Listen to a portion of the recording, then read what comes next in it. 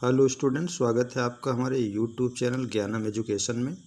आज फिर हम उच्च प्राथमिक स्तर पर जो टेट का एग्ज़ाम है, उच्च प्राथमिक स्तर पर शिक्षक पात्रता परीक्षा का एक नया वीडियो आपके सामने फिर लाए हैं। बाल विकास और शिक्षण विधि के अंतर्गत सबसे नंबर 1 प्रश्न जो आपको स्क्रीन पर दिखाई दे रहा है कि पूर्व अनुभव के आधार पर संवेदना को अर्थ प्रदान करना कहलाता है। इसके 4 ऑप्शन हैं। पहला है संवेदना, दूसरा है प्रत्यक्ष ज्ञान, तीसरा है अभिप्रेरणा और चौथा है कल्पना। इसका जो सही आंसर होगा क्वेश्चन नंबर 1 का वो 2 हो जाएगा, प्रत्यक्ष ज्ञान।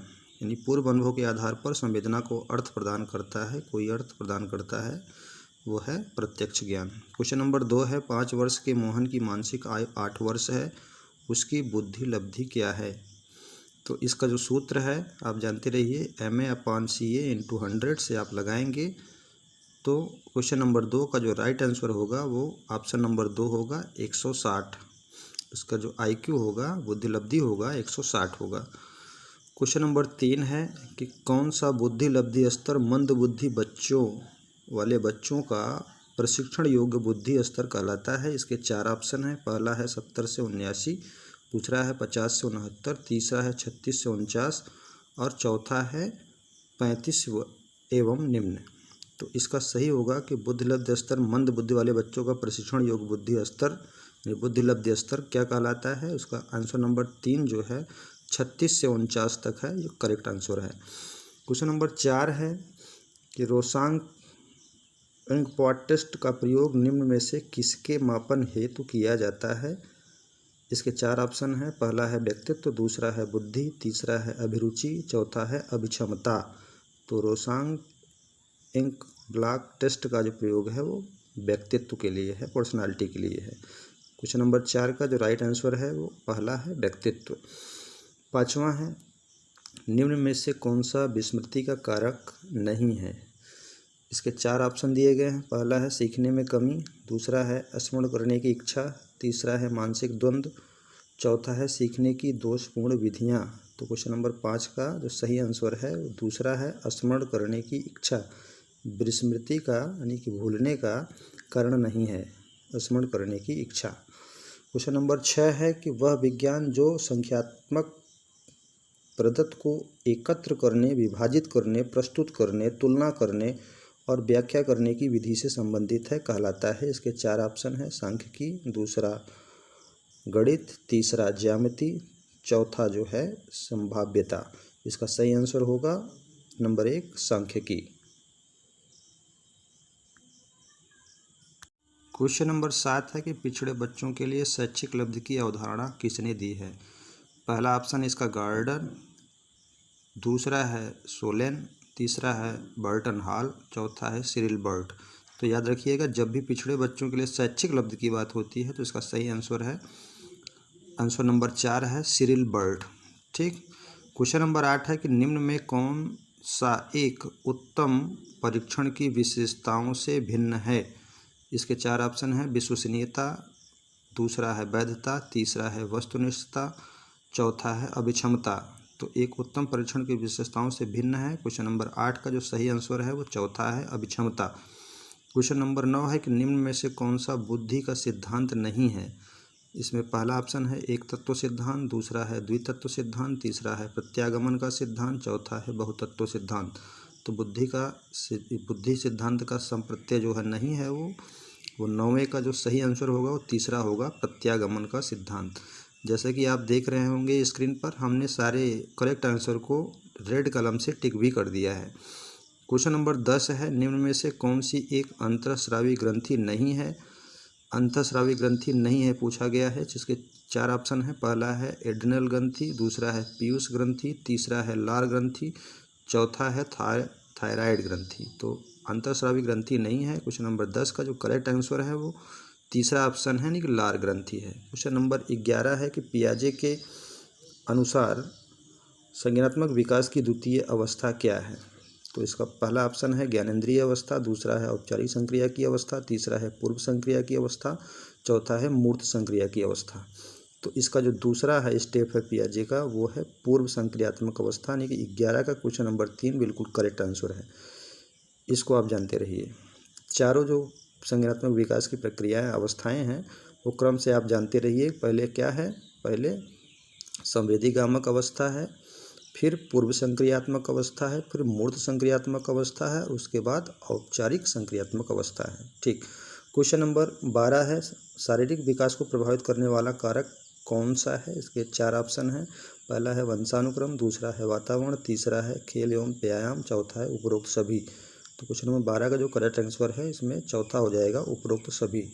क्वेश्चन नंबर 13 है कि बुद्ध लब्ध की गणना का सही सूत्र निम्न में से कौन सा है? जिसके 4 ऑप्शन है। पहला है मानसिक आयु बटे वास्तविक आयु इंटू 100, दूसरा है वास्तविक आयु बटे मानसिक आयु, तीसरा है वास्तविक आयु बटे मानसिक आयु इंटू 100, चौथा है मानसिक आयु बटे वास्तविक आयु इंटू 100।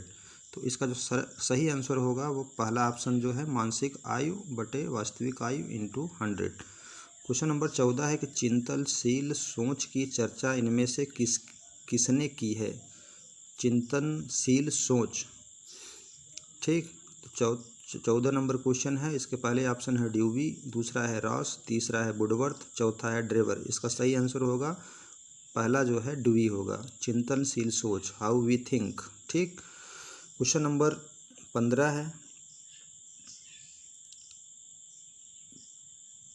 आगमनात्मक तर्क के स्तरों में कौन सी शामिल नहीं है? तो आगमनात्मक तर्क, आगमन तर्क, यानी पहला ऑप्शन है अवलोकन, दूसरा है प्रयोग, तीसरा है सामान्यीकरण, चौथा है कल्पना। तो 15 का जो सही आंसर होगा वो चौथा होगा, यानी कल्पना। क्वेश्चन नंबर 16 है कि सीखी गई बात को धारण करने और पुनः स्मरण करने में असफल होना।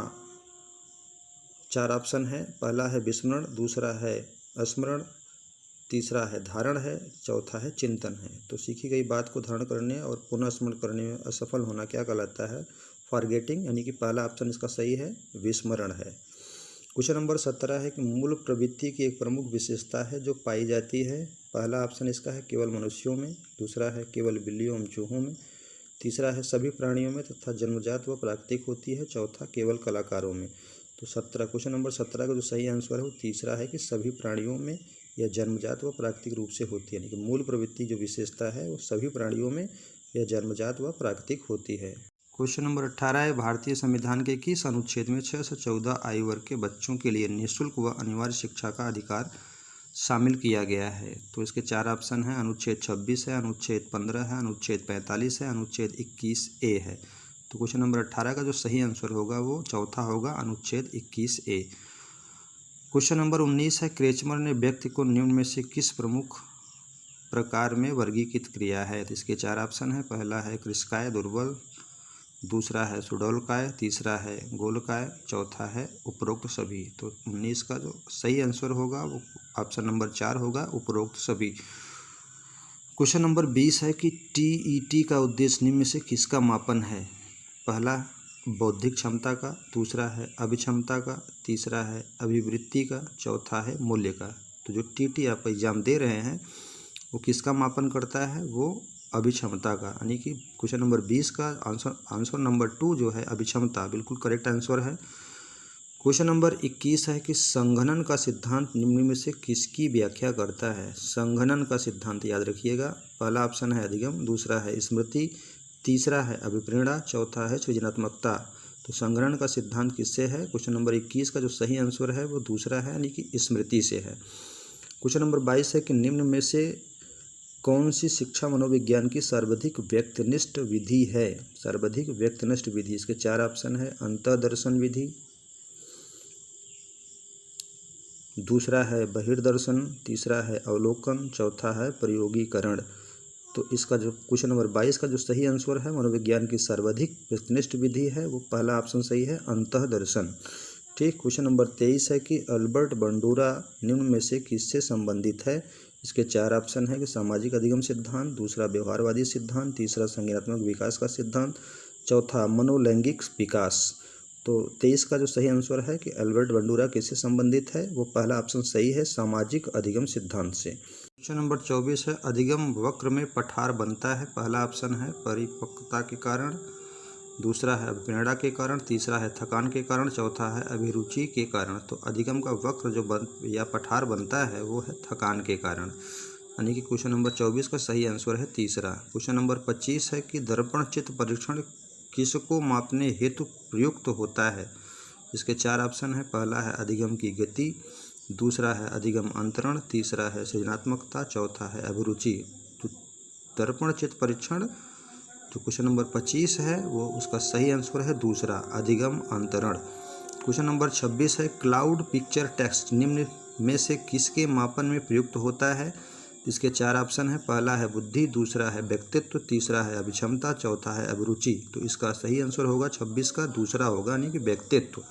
क्वेश्चन नंबर 27 है कि निम्न में से कौन सा शेष से भिन्न है। इसके 4 ऑप्शन है। TAT, दूसरा है सोरा PF, तीसरा है रेनवे का परीक्षण, चौथा है ड्रा ए मैन परीक्षण।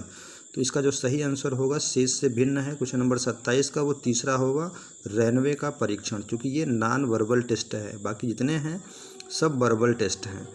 क्वेश्चन नंबर 28 है कि 7, 8, 9, 10, 11, 12 की मध्यिका है। इसके 4 ऑप्शन है 8, 9, 10 और चौथा है 9.5। तो इसका जो सही आंसर होगा वो 28 का वो चौथा होगा 9.5 से। इसका एक सूत्र है n/2वां पद बटे 2, इस सूत्र से लगाएंगे तो आएगा 9.5।